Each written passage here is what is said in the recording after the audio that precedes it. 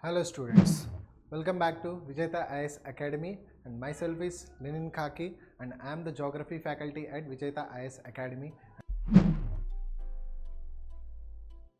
And in this video we are going to discuss one more small topic regarding geography. Okay, so in this one we'll study about the interior structure of the earth. Okay, so what are the different layers of earth that are there and how we came to know those different layers are present below the earth's surface. Okay, we'll try to study regarding this one. Okay, so see, there are two different methods or two different ways to understand the interior of the earth. Okay, one is direct sources should be there. Okay, so there are two different types of sources to understand the interior of the earth. One is direct sources, second one is indirect sources. Okay, so these direct sources means directly we are observing and then we are telling, okay, this is the different layer of the earth or this is the different material that is there below the earth's surface. Okay, so direct sources are of two types. One is like volcanic eruptions.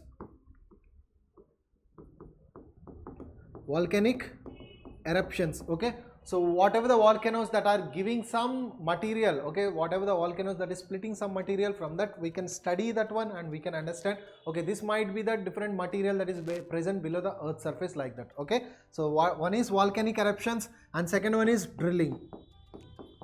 Okay, directly we will try to drill below the earth's surface and we will try to know what are the different types of materials or what are the different layers that are present below the earth's surface through these direct evidences, either by volcanic eruptions or by direct drilling. Okay, so there are, but see, there are certain limitations for this one, because volcanoes generally will occur, means whatever the volcanic eruptions that are occurring, generally they will come from this asthenosphere, which is nothing but around 400 kilometers, 100 to 400 kilometers layer is nothing but called as asthenosphere, which we will see in the coming slide.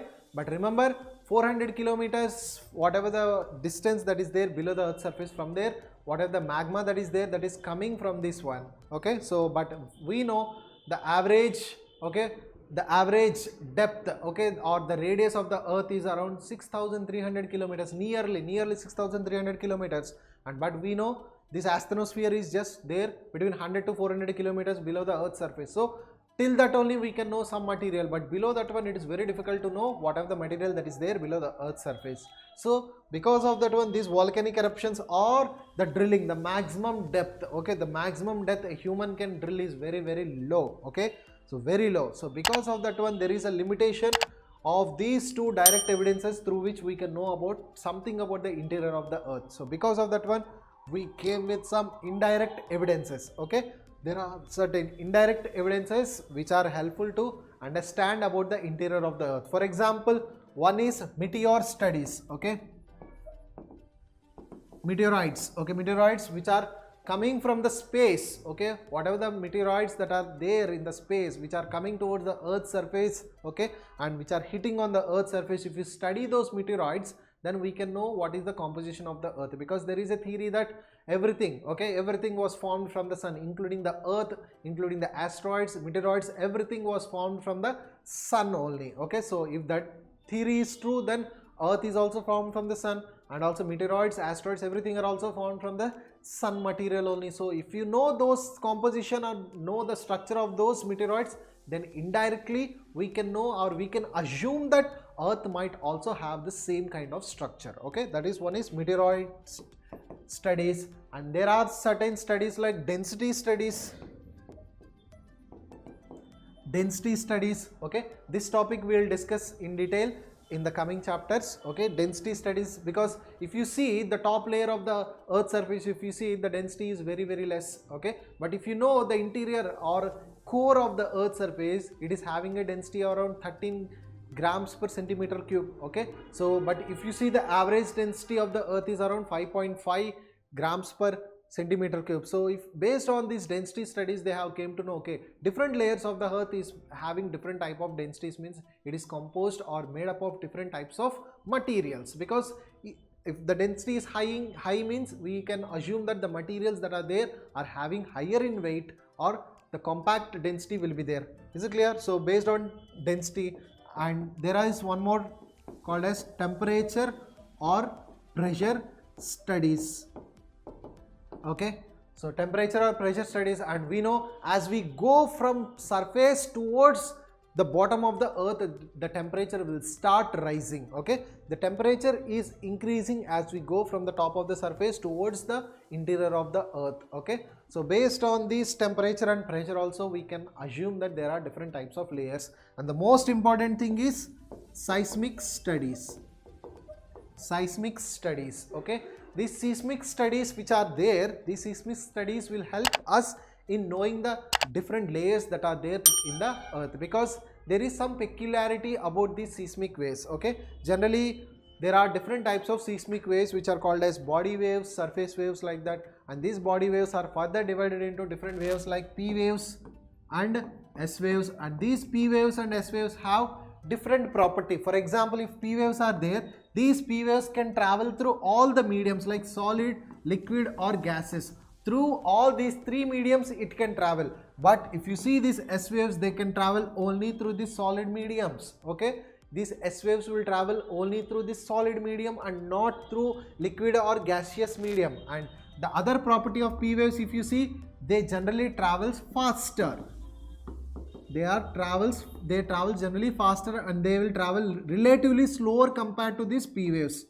Okay, slower compared to these P waves, these S waves will travel. Okay, so like that there are different properties of these P waves and S waves which are very important for our exam, but we will discuss these P waves and S waves as a separate topic. But for time being, just understand there is one more study called as indirect sources, which is nothing but seismic studies, where we will use different waves and we will try to pass these waves through the ground surface, and wherever the density is varying, okay, wherever the density is varying, the speed of these waves will try to increase or decrease respectively. Remember, wherever the density is varying, the speed of these waves will try to change. Okay, and also if for example if a liquid medium has been encountered, okay, a liquid medium has been encountered, then in that case the P waves will pass through, but the speed of P waves will decrease because liquid have little bit lower density. So because of that one, the P waves will travel but its speed will decrease.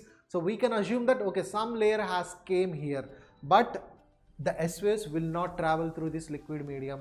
S waves will try to reflect from that liquid medium. So because of that one, if S waves are not traveling through that medium, then we can come to assume that okay, there is a different layer, but because as S waves are not passing through that one, we came to a conclusion that this layer might be a liquid layer because S waves cannot travel through this liquid layer. Is it clear? So based on these different properties of these P waves and S waves, we came to a conclusion that Earth is made up of different layers. Is it clear? So we will try to see what are those different layers, and okay, so these layers of Earth are classified into two different groups. Is it clear? These layers of Earth are classified based on two different things. One is chemical composition.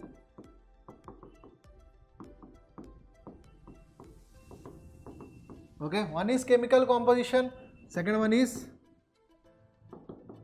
physical division.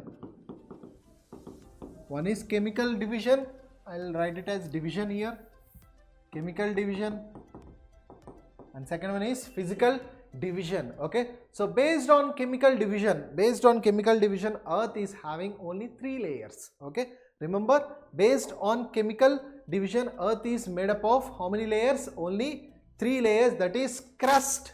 Okay, that is, can you see from here, that is crust, second one is mantle, the third one is core. Remember, based on chemical division, the Earth is having only 3 layers, one is crust, mantle, core. This crust can be further divided into 2, one is oceanic crust, second one is continental crust. Means whatever the crust, means whatever the layer, see this is the water surface, this is the water in the ocean, right, and this is the ground surface.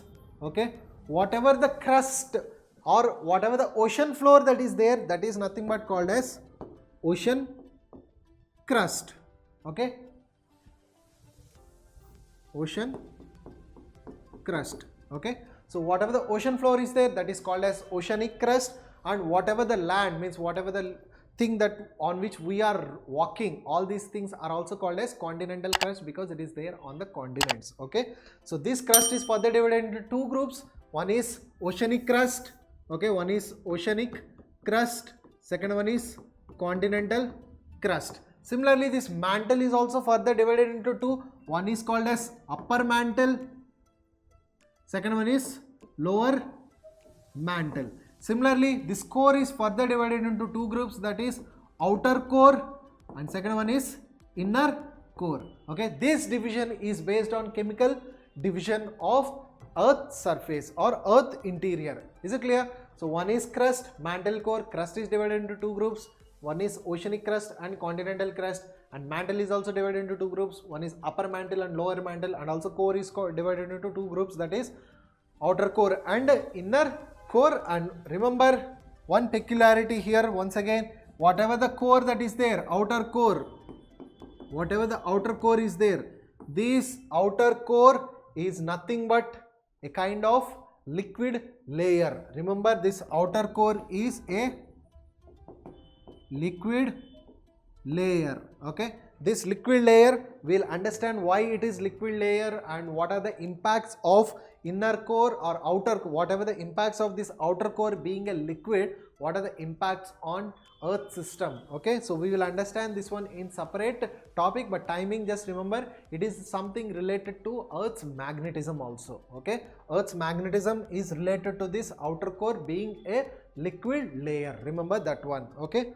so recently this topic was also there in the current affairs, so we will see this one in detail in this separate topic, but timing, just we will understand what are the different layers that are present in the Earth. So based on chemical composition, there are crust, mantle and core, and outer core is a liquid layer. And based on physical division, the layers can be divided into different layers. So we will see in detail because this layer is very, very important for our exam. Okay, so remember, see, we have seen just now crust, right?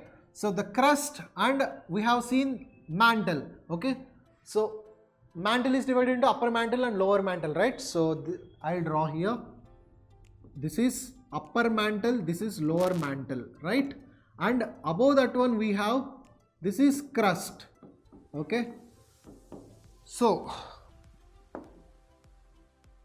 okay, this a little bit portion of mantle, the upper part of upper mantle. Okay, the upper part of upper mantle, this one, the upper part of upper mantle along with this crust, the upper part of upper mantle along this crust is called as lithosphere.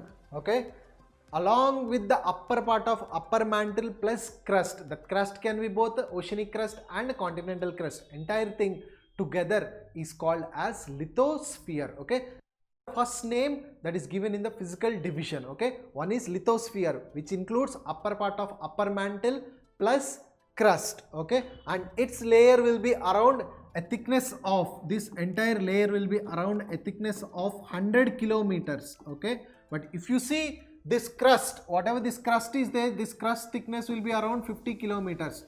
And if we divide this one into two groups, that is oceanic crust and continental crust, oceanic crust will be very, very thinner, around nearly 8 to 10 kilometers only, oceanic crust, but continental crust will be around 35 to 50 kilometers thickness will be there. Okay, so but if you see this oceanic crust thickness is high, but remember oceanic crust thickness, even though it is very low, the density of oceanic crust will be higher. Remember, even though the thickness is very low of oceanic crust, density is high. And this one, the continental crust, even though its thickness is very, very high, its density is low. Remember this one.